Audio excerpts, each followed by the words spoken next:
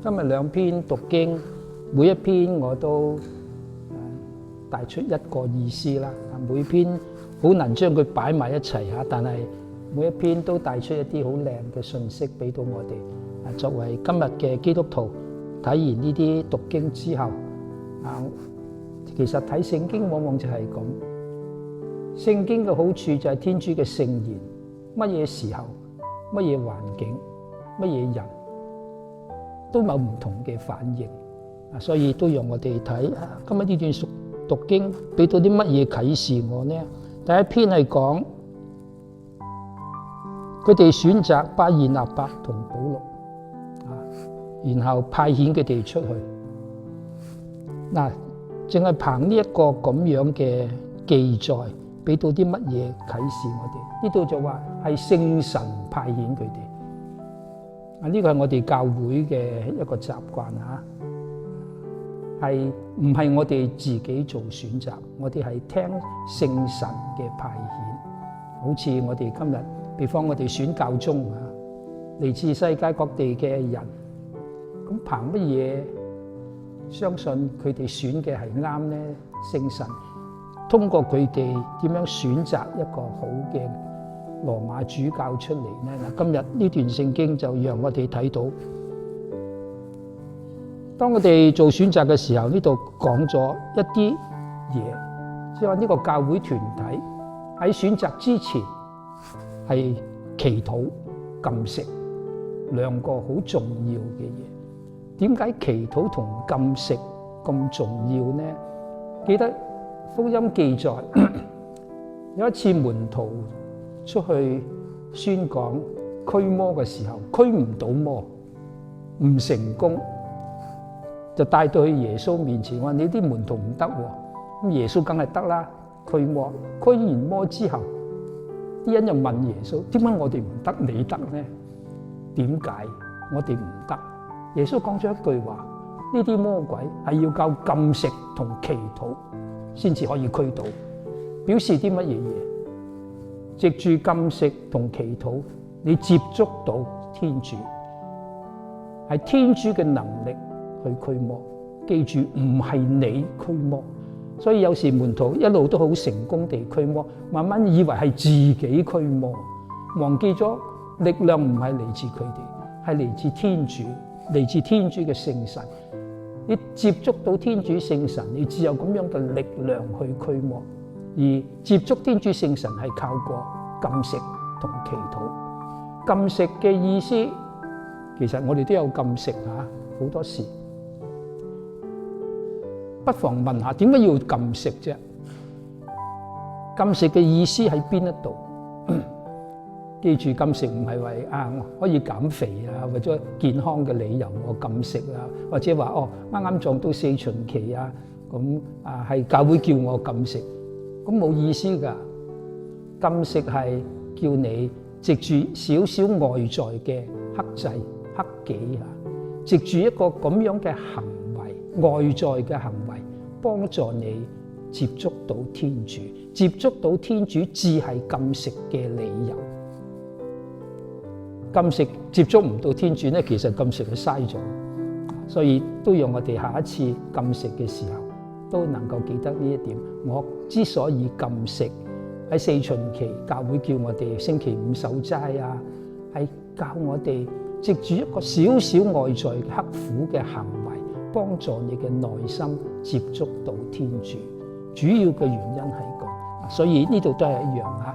當啲人準備派遣邊個去好呢？點樣做選擇呢？咁對佢哋祈禱、禁食，接觸到天主，讓天主聖神指導佢哋究竟選邊兩個去派遣邊兩個。或者今日我哋嘅教會當選擇教宗嘅時候，200幾個樞機喺面前，選擇邊個好啊？所以唔准佢哋同外邊嘅人溝通。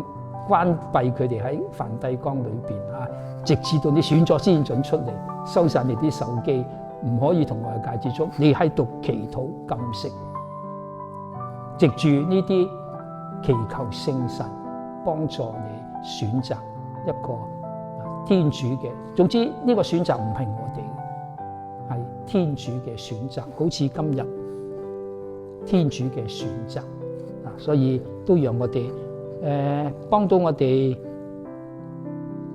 做選擇，或者話我哋今日喜歡用嘅字眼就係去分辨天主嘅意思。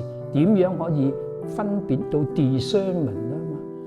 點樣 discern 到天主嘅意思係點咧？你係要靠祈禱或者禁食，即係一啲外在嘅克己，幫助你接觸天主。天主話俾你聽，佢嘅旨意係點？所以我哋分辨係揾天主嘅意思。我成日都帶出呢個意思啊，分辨唔係叫你分辨善惡，善惡唔使你分辨。你知道係善，你就應該去做；知道係惡，你就唔使選嘅。善惡作為基督徒，只應該選擇善，唔應該選擇惡。所以善惡面前好容易做，問題就係邊一個係善啊？咁啊，有時你自己未能夠分辨清楚，咁你要搞清楚邊啲係善，邊啲係惡。一知道你知道一定係選善，唔好選惡。但係如果兩樣都係善咧，咁又唔同啦，咁就要 discern 啦。究竟兩個好嘅嘢裏邊，邊一個係天主嘅意思？比方最明顯嘅就係年輕人，究竟選擇修道啊，還是婚姻生活啊？兩個都係好噶。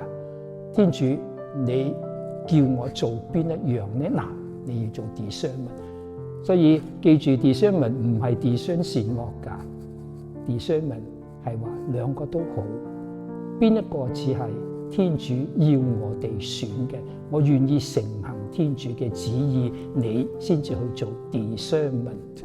呢個第一篇讀經俾到我哋一啲啟示，為今日嘅我哋都有用。好，第二篇讀經，若望福音，今日耶穌講咗一句好簡單嘅，又唔係第一次講噶啦。佢話我嚟唔係嚟審判世界，我嚟拯救世界。嗱，我覺得呢句好好啊！記住審判咧就係按照公義嘅。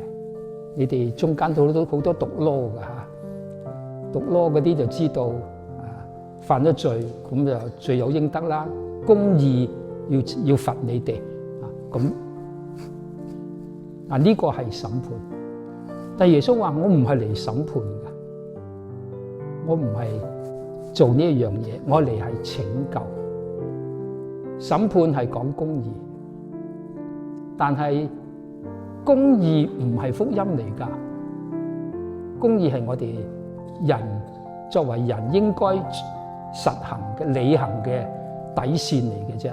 個個都應該按照公義咁樣去生活，但係公義本身唔係福音。聖保羅講得好好啊，當我哋還係罪人嘅時候，天主就愛咗我哋。天主唔計較我哋嘅罪過，耶穌基督嚟拯救，正正係為罪人而嚟嘅。佢死喺十字架上係遮蓋我哋嘅罪過，呢個先至係拯救。拯救係靠天主嘅慈悲，所以都讓我哋唔好成日停留喺審判嘅咁樣嘅氣氛裏邊。審判係講公義。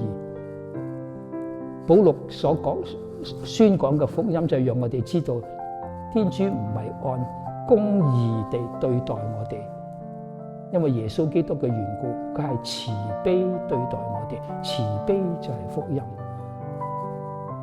公義唔係，我成日都講，慈悲幾時都大過公義啊！如果按照公義，我哋個個都唔掂啊，一生都犯過唔少嘅罪。但係天主偏偏唔計較我哋嘅罪過，慈悲對待我哋。呢個只係福音，我哋宣講嘅就係呢份福音。當我哋還係罪人嘅時候，佢就愛咗我哋。所以幾時都懷住希望。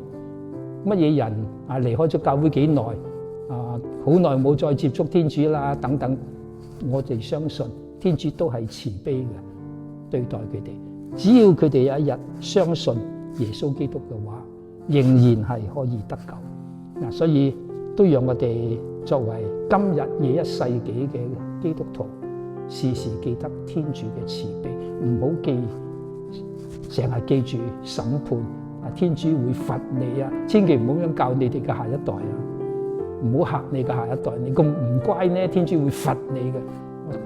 我成日都叫啲導師唔好用呢句話，讓小朋友覺得天主係可愛嘅，天主幾時都係慈悲對待我哋所有人，所以慈悲只係福音，公義唔係。所以我每一次去 Sistine Chapel 呢，我好唔中意睇 Michelangelo 嗰個最後審判，佢嗰種正係中古嗰種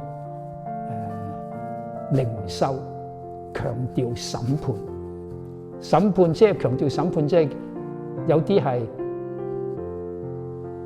恐嚇啊，即係話唔好犯罪啊，犯罪就落地獄㗎。所以最後審判嗰個圖像咧係好得人驚嘅。